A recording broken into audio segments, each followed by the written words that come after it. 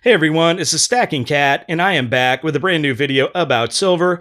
And today I'm going to do something a little bit different. I'm going to talk about the silver mining across the globe and how it has impacted the production of silver, how that impacts us as silver stackers. So if you'd like to hear about it, then please stay tuned.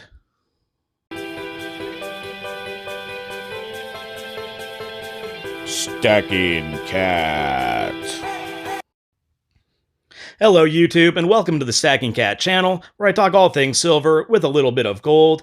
And thank you so much for watching, I greatly do appreciate it. If you haven't yet subscribed, then please do so and push that notification bell, smash that like button, and leave a comment. That would be awesome. And like I said in the intro, I'm going to be talking about the silver mining industry and how the global pandemic has impacted the production and the overall industry as a whole, and how it really affects us as silver stackers. So that could end up being a big issue. So I'm going to get into a few articles that I read and kind of read them off to you and give my thoughts about that. So if you'd like to hear about it, let's get right into it. So just to let everybody know, I'm filming this video on May 26th of 2020. And this article was May 14th, 2020 on mining.com. Mining in Mexico to restart next week. So, mining in Mexico, the world's largest producing country, is set to fully resume next week as authorities implement a gradual nationwide return to a new normal, which will see more than 200 coronavirus-free towns reopen on May 18th. The rest of the country, which has been on a nationwide lockdown for more than 7 weeks, will resume activities on June 1st, the government announced late on Wednesday. Mexico has declared mining a non-essential activity, ordering the temporary suspension of all operations. It recently yielded to industry pressure and is now considering the mining a vital activity. The world's largest silver producer's decision follows a report showing that 555,247 jobs, wow, that's a lot, were lost in April alone. Now that is in Mexico. That is a bad unemployment rate. So miners and explorers will likely apply different approaches to the resumption of activities. Newmont Mining, the world's #1 gold producer, is gradually bringing its Peñasquito mine back online. The ramp-up is expected to take roughly 2 weeks to reach stable production levels, it said. Alamos Gold said on Thursday it would begin ramping up operations at its Mulatos mine on Monday. Now I'm going to kind of skip ahead here down to the silver. Santacruz Silver Mining has also outlined plans to restart mining and milling operations at its Zimapan mine in Mexico's eastern Hidalgo state.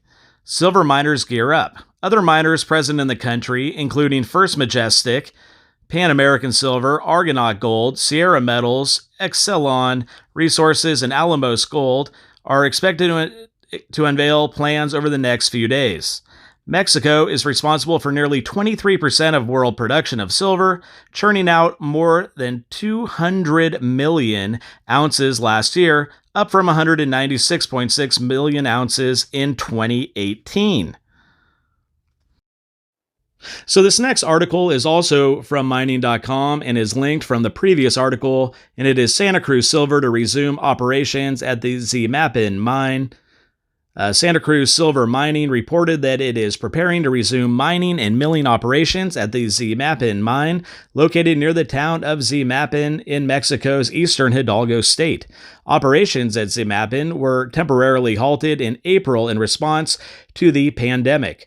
Resumption of activities is expected early next week, once the company's applications to obtain permission to go back to work are approved. Zimapan has been classified by Mexico's health authorities as a low-risk municipality. The Mexican government has authorized the resumption of non-essential activities as of May 19, 2020, in municipalities that present low or no known cases of the transmission of the pandemic, subject to criteria defined by the Secretariat of Health. Carlos Silva, Santacruz's CEO, said in a media statement. We look forward to bringing the Zimapan mine back to production in a safe and orderly manner. According to Silva, the company will maintain the strict safety measures that were put in place at the beginning of the pandemic to protect its employees and the communities that surround the mine. Santacruz brought its expertise to Zimapan in 2019 when it executed a two-phase acquisition of Carrizal Mining and its rights to operate the mine from Grupo Peñoles. Last year, Zimapan produced 1.6 million silver equivalent ounces. So in this next article, I'm going to get into the Mponeng mine, which is in South Africa, as it continues suspension after 196 employees test positive. AngloGold Ashanti said Monday it has voluntarily closed its Mponeng mine. The company said 651 staff were tested, with 196 yielding positive results. Mponeng has about 5,051 permanent employees and contractors. In the vast majority of these cases, the individuals were asymptomatic, with the balance showing very mild symptoms. All positive cases continue to be isolated in line with national health protocols, with on-site isolation facilities available for those who may need them, wrote the company. The company said operations at Mponeng mine are voluntarily suspended to enable contact tracing, further engagement with all relevant stakeholders, and deep cleaning and sanitation of workplaces and key infrastructure.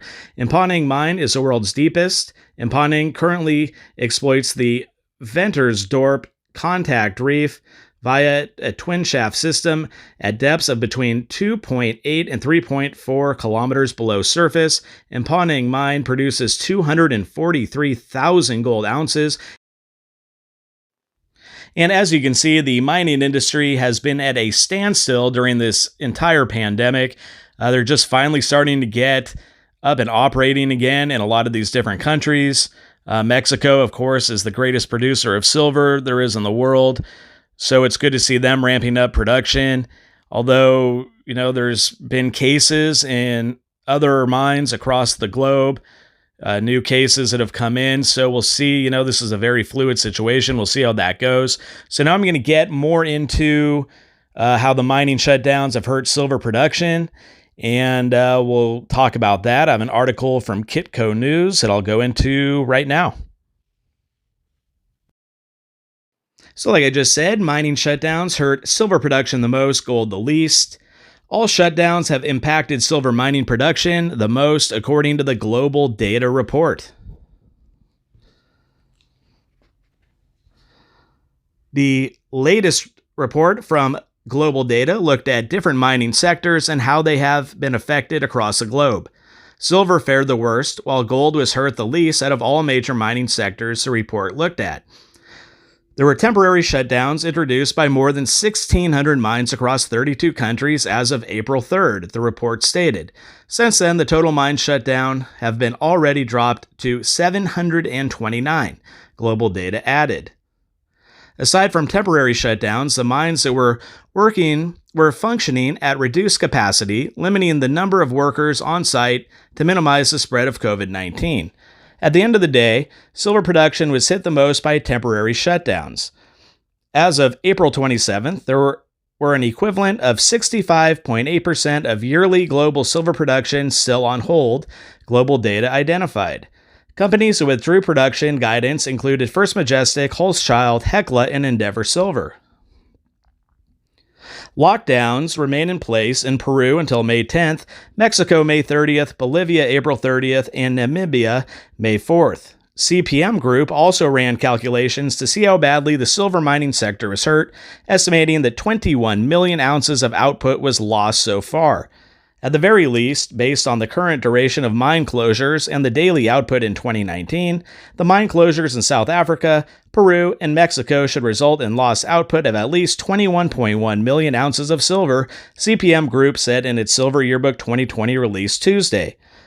From a price perspective, silver has been lagging behind gold this year. Panic mass sell-off triggered by the pandemic dragged silver prices to 11-year lows in March. Since then, the precious metal has recovered, but still is trading well below February highs. Analysts see a lot of potential in silver as demand is expected to pick up as the precious metal embraces a new position in the commodity world in infrastructure precious metal. While gold naturally gets most of the attention in a macro environment of aggressive monetary support, we feel there is an opportunity emerging in silver. As governments seek to further bolster economic recovery, we anticipate silver-intensive areas such as 5G and solar technology could well benefit from any fiscal impulse, making silver increasingly the infrastructure precious metal, Colin Hamilton, head of commodities research at BMO Capital Markets, wrote in a report in April. So I'm going to skip down ahead to the bottom part here. The fundamentals behind silver are about as good as I've ever seen. The industrial demand and its applications are truly important to society.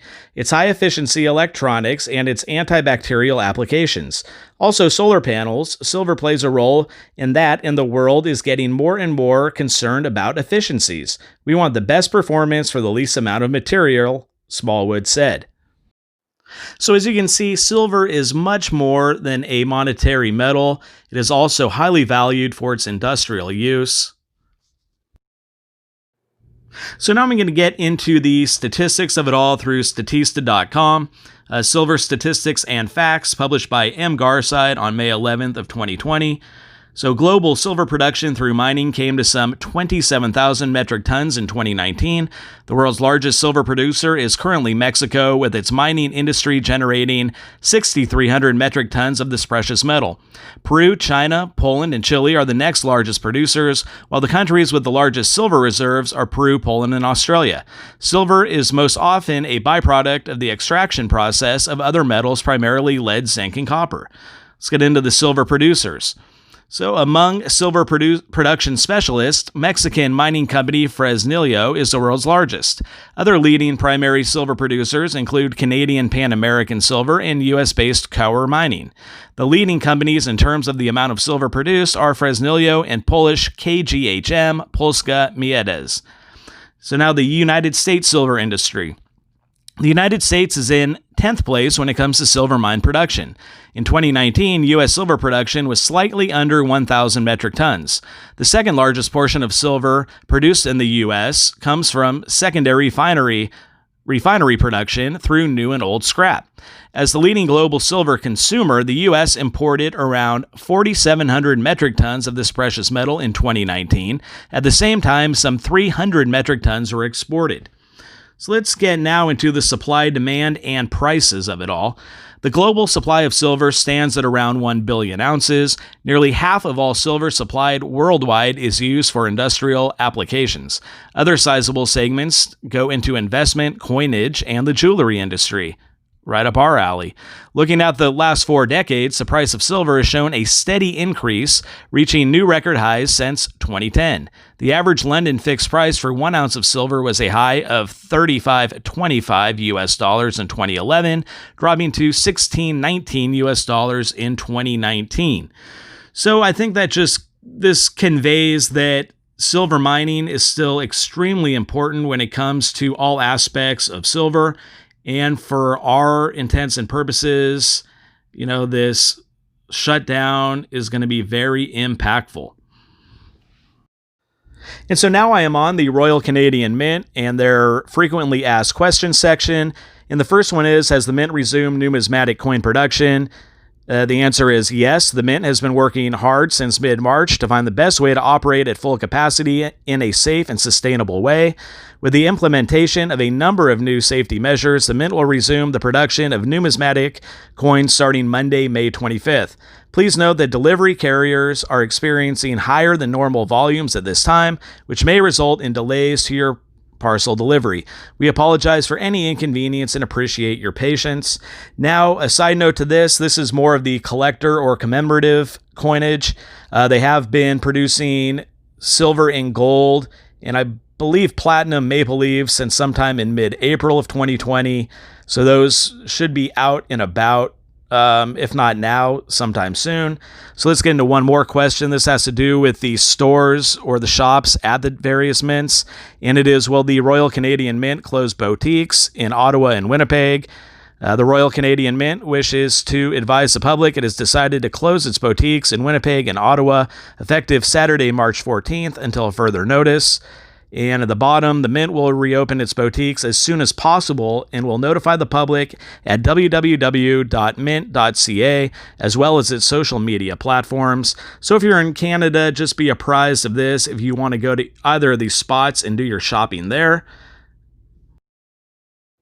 And now let's go to the Perth Mint. So now I'm on the Perth Mint's website and their update page. Frequently asked questions about bullion, limited stock available. Due to the overwhelming demand for our products during this time, we are out of stock of many items, and some will be subject to considerable delays before they become available again. Silver bullion coins. We have very few products still available, and will focus our efforts on manufacturing the 2020 Kangaroo 1-ounce silver bullion coins. Gold bullion coins. We currently have 2020 Kangaroo 1-ounce and 1/10-ounce gold bullion coins available, and this will be our ongoing focus during this period. In cast and minted bars, we are currently out of stock, and at this time we cannot take orders for any size while we work to satisfy the current backlog of orders. So that gives you a little brief rundown there. They're focusing, of course, on their mainstay Kangaroo bullion, and we'll have to check for updates as they come. Okay, so I hope all the information I was able to provide gives everybody something to think about, or just an update of what the impact of these closures have been on the silver mining industry. 66% of silver mining production is down due to the lockdowns and the pandemic.